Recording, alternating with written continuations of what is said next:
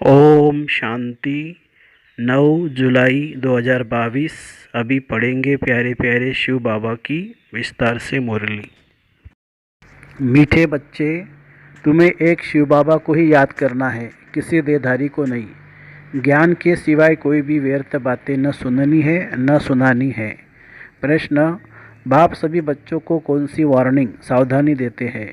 उत्तर, बच्चे बाप के बने हो तो ईश्वरीय बचपन को कभी भूल नहीं जाना, कोई भी विकर्म नहीं करना, बाप से प्रतिज्ञा कर उसे छोड़ना नहीं। अगर बाप को भूलेंगे तो माया खुशी गायब कर देगी, फिर बुद्धि हैरान होती रहेगी, घबराते रहेंगे, विकर्म करते रहेंगे, बुद्धि का ताला बंद हो जाएगा। इसलिए शिव बाबा के बने हो तो बचपन सदा याद रखो। गीत है, बचपन के दिन भुला न देना, आज हंसे कल रुला न देना। ओम शांति।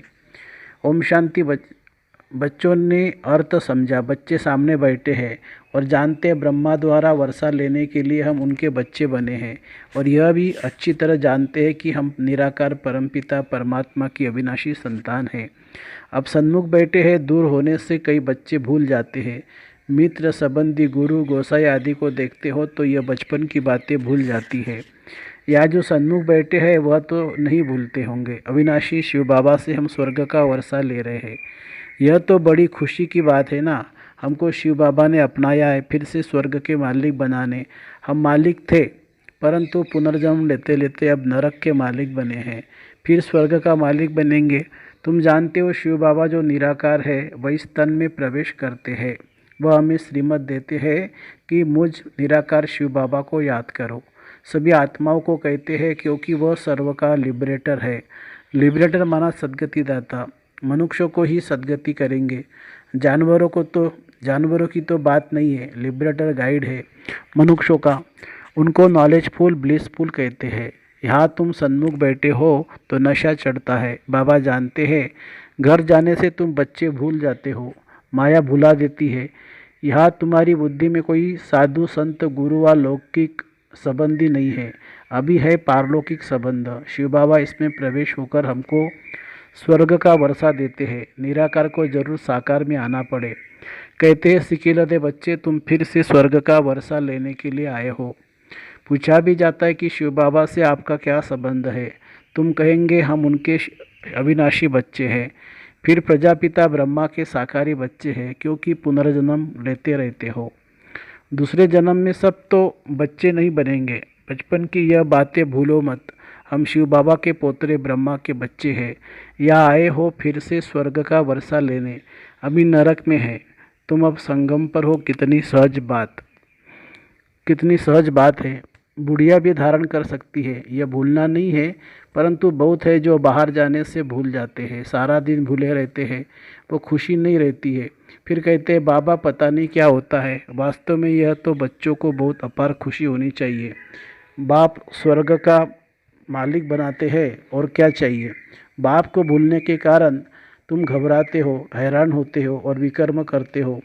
यह कोई गुरु आदि नहीं है, यह सत बाप है। सत बाप बैठ बच्चों को समझाते हैं। तुम शिव बाबा के बने हो ब्रह्मा द्वारा, वह भी बाबा है, यह भी बाबा है। इतने ब्रह्मा कुमार कुमारी है, वर्षा कहाँ से मिलता है? शिव बाबा से।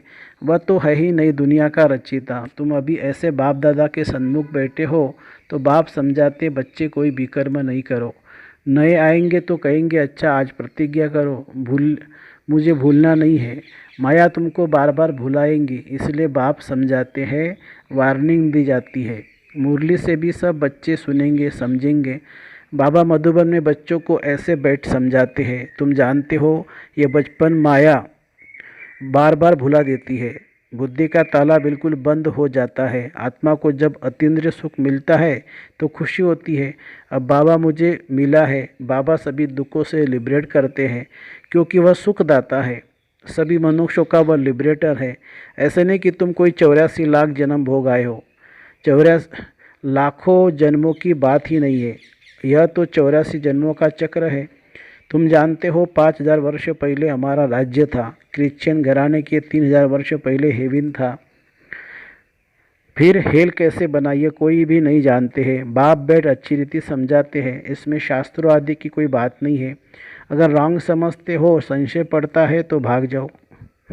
अरे शिव बाबा तुम्हारा पिता, ब्रह्मा भी तुम्हारा पिता। शिव बाबा कहते इस ब्रह्मा तन में प्रवेश कर इनको बच्चा बनाता हूँ, फिर इन द्वारा और बच्चे अडॉप्ट करते हैं, उन्हों को शिक्षा दे, फिर स्वर्ग का मालिक बनाते हैं। स्वर्ग के मालिक थे, अभी नरक के हो। तुम देखते हो हम बाप के सन्मुख बैठे हैं, हम बच्चे दादे के वर्षे के हकदार हैं। पावन जरूर बनना है, पावन बनने बगैर आत्मा उड़ नहीं सकती। यह तो गपोड़े मारते रहते, फलाना निर्वाण धाम में गया, वह ज्योति ज्योत समाया। जाता एक भी नहीं है। जो भी एक्टर है सबको हाजिर यहाँ होना है। जब तक विनाश शुरू न हो तब तक हाजिर होना है। आत्माएं आती रही रहती है, जब वहाँ से आना पूरा हो जाता है तब लड़ाई लगती है। तुम्हारी राजा स्थापन हो जाती है, वहाँ से भी सब आ जाते हैं। यह सब बातें बाप बहुत अच्छी रीति समझाते हैं, परंतु तुम भूल जाते हो। कितने भूले तो फारकती दे दी, कितने भूले तो फारकती दे दी। अच्छे अच्छे बच्चे को जो बाप के पिछाड़ी न्यौछावर हो जाते थे, यहाँ से जाते थे तो रोकर जाते थे, वहाँ जाने से नरकवासियों का संग मिलता है तो सब भूल जाते हैं। बाप वार्निंग देते हैं, बच्चे इस बचपन को कभी भूलना नहीं। तुमको तो एक शिव बाबा को ही याद करना है, कोई भी गुरु गोसाई आदि का फोटो भी नहीं रखना है।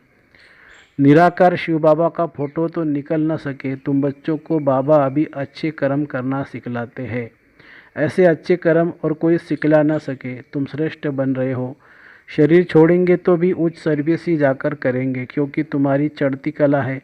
फिर जो जितना पुरुषार्थ करेगा, बाबा फिर भी कहते हैं यहाँ तुम सन्मुख बैठे हो, यहाँ सुनते हो, याद रहता है, फिर बाहर जाने से झट भूल जाता है। ऐसे भी है, फिर आपस में झरमुई झगमुई उल्टी सुल्टी बातें सुनते सुनाते रहते हैं। ज्ञान नहीं है तो एक दो को वाहियात बातें सुनाकर माथा खराब करते हैं। बाबा लेने के लिए आए हैं। बाबा कहते हैं बच्चे मुझे याद करो तो इतना उच्च पद पाएंगे, इसलिए सिवाय ज्ञान के और किसी की भी ग्लानि आदि उल्टी सुल्टी बातें नहीं सुनो। बाप को कहते हैं हेबिनली गॉड फादर, स्वर्ग स्थापन करने वाला, वर्ल्ड गॉड फादर। सभी मनुष्य मात्र का बाप एक ही निराकार है। तुम एक धर्म के हो, जो ब्रह्मा कुमार कुमारियाँ बने हो। पीछे फिर और धर्मों की वृद्धि होती जाती है। सतयुग में एक ही देवी देवता धर्म होगा, सब गोरे होंगे। फिर इस्लामी लोग निकलते, फीचर्स बिल्कुल डिफरेंट। बौद्धियों की शक्ल देखो कैसी है, सब धर्म वालों की शक्ल अलग अलग है। अभी तो अनेक धर्मों का विनाश और एक धर्म की स्थापना हो रही है। तुम पतित से पावन बन रहे हो। याद रखना तुम्हारी दुश्मनी माया बड़ी दुस्तर है। याद रखना तुम्हारी दुश्मन माया बड़ी दुस्तर है। सिवाय ज्ञान के कोई वाहियात बातें सुनने से बेमुख हो शोक वाटिका में चले जाएंगे। बाबा बार बार समझाते, तुम्हारा धंधा ही यह है, बाप से वर्षा पाने की युक्ति बताना। बाबा ने समझाया था तुम्हारा परमपिता परमात्मा से क्या संबंध है। वो बोर्ड लगा दो, बड़ी अच्छी लिखत हो। ब्रह्मा कुमारियों का नाम सुनते डरते हैं तो फिर और युक्ति से लिखा जाता है। बोर्ड पढ़ेंगे तो बाप दादा का परिचय मिल जाएगा। जरूर साकार द्वारा ही वर्षा मिलेगा। शिव बाबा है ही स्वर्ग की स्थापना करने वाला। मुसलमान कहते हैं बहिष्ठ स्थापन करने वाला। अभी तुम उनके बच्चे बने हो, शिव बाबा के बच्चे बने हो। ऐसे बाप को भूलो नहीं। माया कितनी ज़बरदस्त है। तो बाबा कहते हैं इस बचपन को भूल मत जाना। बच्चे तो सब है ना, बल कितना बड़ा आदमी होगा तो भी बाबा कहेंगे तुम्हारी माया बड़ी दुश्मन है। बाबा समझाते तुम फालतू बातें नहीं करना। तुम मम्मा बाबा कहते हो तो फॉलो कर उच्च पद पाओ। लाडले बच्चे मुझे याद करो तो विकर्मों का बोझा उतर जाए, नहीं तो भोगना पड़ेगा। फिर उस समय बहुत फील होगा। अंत में ऐसी भाषणा आती है जैसे बहुत समय से भोग रहे हैं। हिसाब किताब चुकत होता है, तब वापिस जाते हैं। वह सारा साक्षात्कार होता रहेगा। अच्छा, मीठे मीठे सिखिलदे बच्चों प्रति माता पिता बाप दादा का याद प्यार और गुड मॉर्निंग। रूहानी बाप की रूहानी बच्चों को नमस्ते। हम रूहानी बच्चों की रूहानी माता पिता बाप दादा को याद प्यार, गुड मॉर्निंग और नमस्ते बाबा नमस्ते। धारणा के लिए मुख्य सार। संगदोष में आकर ईश्वरीय बचपन को भूलना नहीं। आपस में कभी भी कोई वाहियात माने व्यर्थ बातें नहीं सुननी है न सुनानी है, ज्ञान की ही बातें करनी है। हर एक को बाप से वर्षा लेने की युक्ति बतानी है। मम्मा बाबा को पूरा फॉलो कर उच्च पद का अधिकार लेना है। बाप की याद से विकर्मों का बोझ उतारना है। वरदान: समय के ज्ञान को स्मृति में रख सब प्रश्नों को समाप्त करने वाले सुदर्शन चक्रधारी भव। जो सुदर्शन चक्रधारी बच्चे 100 का दर्शन कर लेते हैं उन्हें सृष्टि चक्र का दर्शन स्वतः हो जाता है। ड्रामा के राज को जानने वाले सदा खुशी में रहते हैं। कभी क्यों क्या के प्रश्न नहीं उठ सकता, क्योंकि ड्रामा में स्वयं भी कल्याणकारी है और समय भी कल्याणकारी है। जो 100 को देखते सुदर्शन चक्रधारी बनते वह सहज ही आगे बढ़ते रहते हैं। स्लोगन है: अनेक आत्माओं की सच्ची सेवा करनी है तो शुभ चिंतक बनो। अनेक आत्माओं की सच्ची सेवा करनी है तो शुभ चिंतक बनो।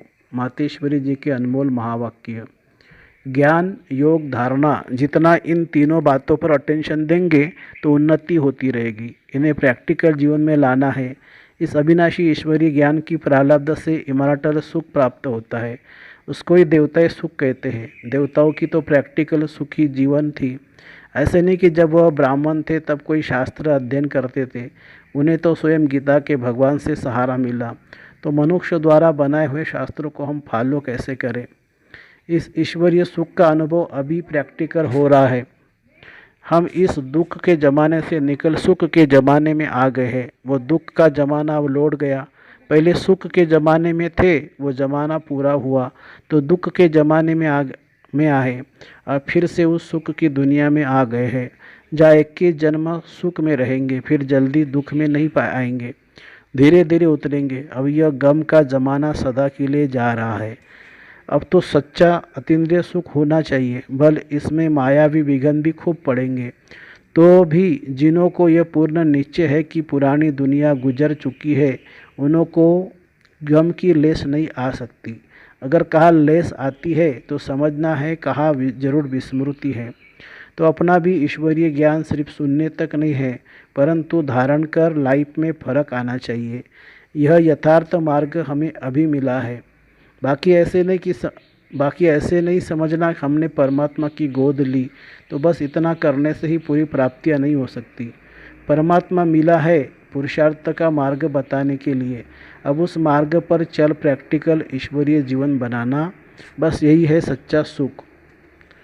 बहुत मनुष्य यह प्रश्न पूछते हैं, जब आत्मा और परमात्मा दोनों अनादि है, फिर परमात्मा को रचयिता क्यों कहते हैं? परमात्मा को बाप और आत्मा को संतान क्यों कहते हैं? अब इस पर समझाया जाता है, परमात्मा भी अनादि है, ये सारी दुनिया भी अवश्य मानती है। उसके लिए ऐसा प्रश्न उठ नहीं सकता कि परमात्मा को किसने पैदा किया। नहीं, वैसे आत्मा भी अनादि और अविनाशी है, परंतु दुनिया के लोग ऐसे समझते हैं आत्मा परमात्मा का अंश है, तो वो भी परमात्मा हो गया। इस हिसाब से अनादि समझते हैं। अब यह तो हुई उन्हों की मत, लेकिन स्वयं परमात्मा द्वारा हम जान चुके हैं कि परमात्मा पिता है और हम आत्माएं बच्चे हैं। पहले बाप आता है, बाद में बच्चे पैदा होते हैं। भले है दोनों अनादि, लेकिन परमात्मा को पाठ मिला हुआ है आत्माओं को बच्चा बनाकर वर्षा देने का। हम बाप से सुख शांति पवित्रता का वर्षा लेते हैं, क्योंकि आत्माओं ने यह सुख शांति का वर्षा खोया है, तो फिर उन्हों को ही यह लेना पड़ेगा। हम इस हिसाब से परमात्मा बाप और आत्मा बच्चे का संबंध रखते हैं। बाकी परमात्मा तो खुद पिता है, वह स्वयं सुख शांति का सागर है, उसके पास फुल नॉलेज है, वो खुद ही दाता है। इस प्रकार से भी हम बाप कहेंगे। जब हम बाप कहते हैं तो ज़रूर बच्चा भी है। बाप कहने से बच्चा सिद्ध हो जाता है। अगर परमात्मा न होता तो देने वाला कौन होता? जब देने वाला है तभी तो हम लेने वाले हैं। तो दोनों का पार्ट अलग अलग ठहरा। आत्मा परमात्मा का भल रूप एक है, परंतु परमात्मा को नॉलेजफुल कहते हैं। उन्हें रचने का पार्ट मिला हुआ है। आत्माएं उनकी क्रिएशन है। अच्छा, ओम शांति शांति।